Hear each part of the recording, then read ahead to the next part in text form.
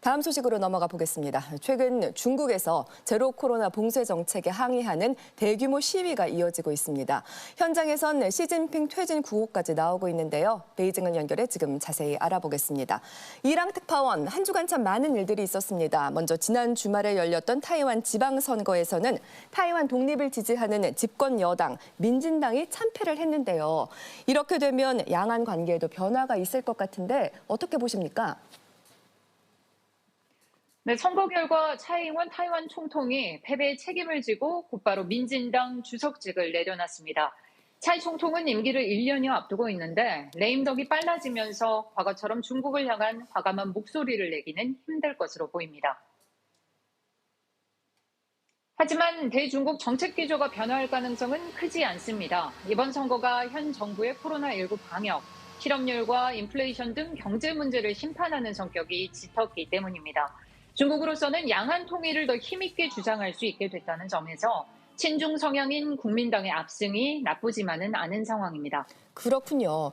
그리고 지금 중국에선 코로나 봉쇄에 항의하는 대규모 시위가 있었는데 지금 상황은 어떻습니까?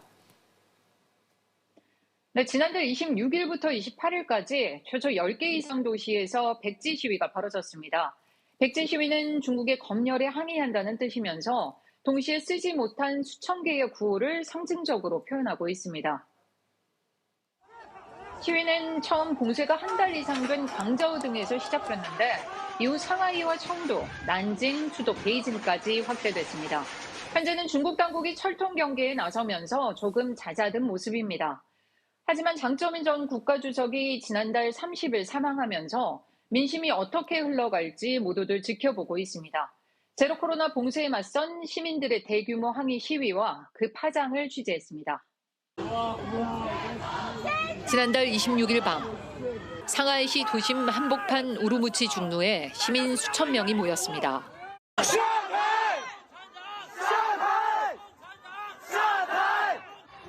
연신 샤타이, 중국어로 자리에서 내려오라고 외칩니다. 시민들은 이어 시진핑 주석 하야를 연발하기 시작합니다.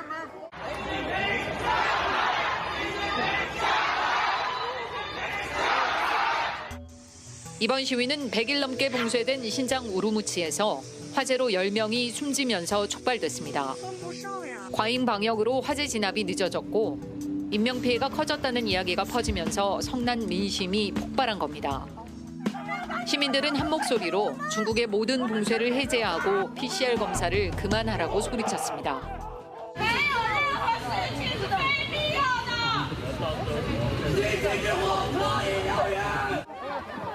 시위는 밤사이 계속됐지만 자정을 넘기자 경찰의 검거가 시작됐습니다. 시위 관련 영상이 중국 소셜미디어에 올라오는 즉시 삭제됐지만 이번 시위의 파장은 들불처럼 번졌습니다. 무관용 방역 정책인 제로 코로나 정책에 지칠 대로 지친 시민들이 우루무치 화재 참사를 보며 공감하고 또 공분했기 때문입니다. 시진핑 주석이 3년임을 확정한 지 한 달여 만에 벌어진 일입니다. 다음 날 오후에는 시 주석의 모교인 중국 칭화대 학생들이 백지를 들었습니다. 검열에 항의하는 뜻이자 상하이 시위대와의 연대를 의미합니다.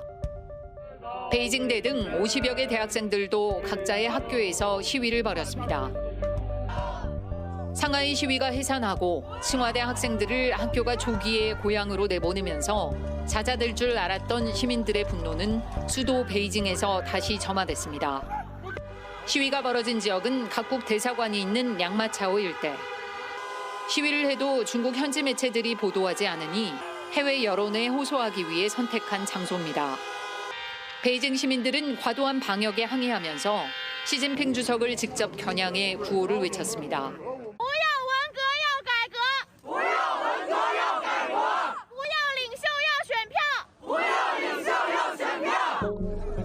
코로나19 항의 시위는 난징, 청두, 베이징, 상하이 등 최소 10개 이상 도시에서 벌어진 것으로 파악됐습니다. 1989년 천안문 사태 이후 처음으로 중국인들이 통일된 목소리로 단체 행동에 나선 겁니다. 뜻을 함께하는 사람들은 홍콩과 타이완에서도 늘어났습니다.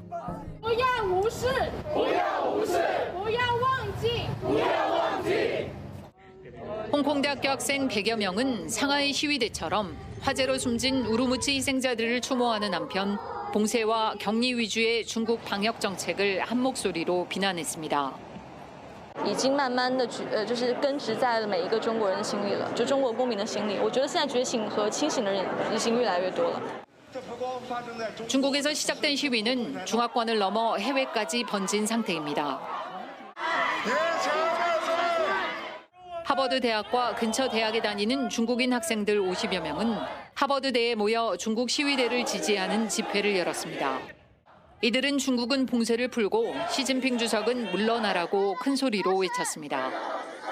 여기에 미국, 독일, 캐나다, 일본, 한국에서도 시민들이 중국 시위대에 힘을 보태고 있습니다.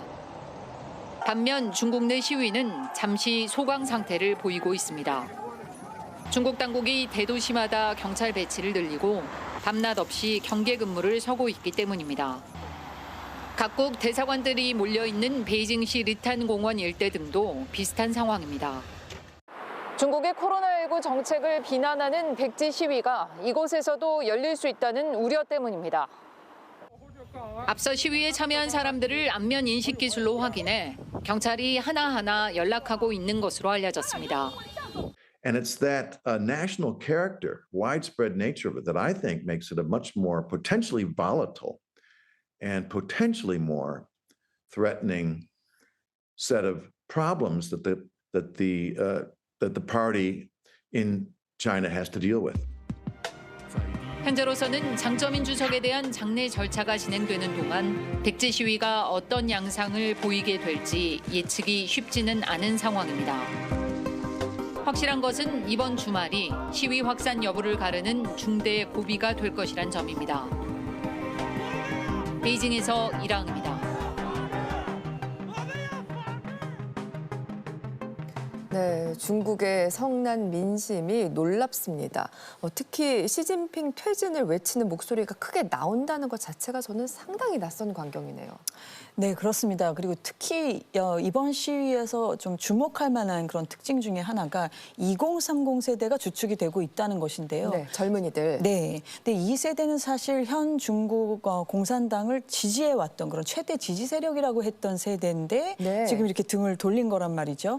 근데 이것은 역시 이제 최고 실업률 그리고 이제 이런 취업난이 너무 오래 계속되다 보니까 우리가 지난 3년 동안 일자리가 없었다 이렇게 지금 외치면서 길거리로 나오고 있는 것으로 보입니다. 그렇군요. 그렇다 보니까 이번 시위가 이제 대학생과 노동자가 중심이 되었었던天安门 사태의 전철을 밟는 것 아니냐 이런 우려의 소리도 있던데 강준영 교수님 어떻게 보시나요? 당연히 그런 우려를 할 만하죠. 그런데 문제는 이번 시위하고天安门 사태하고는 조금 결이 다릅니다. 왜냐하면天安门 사태는 두 번 일어났는데요. 1976년, 그다음 89년. 네. 이때는 그 당내의 권력 투쟁적 성격, 그다음에 노선 투쟁적 성격이 상당히 있었고, 그래서 민중들이 그걸 이용해서 민주화 시위로 이렇게 전향이 됐거든요. 네. 당연히 중국 당국은 강력한 무력으로 진압을 했고, 그래서 1989년에 우리가 알고 있는 그天安门 사태 때는 상당히 많은 사상자가 발생을 했습니다. 맞습니다.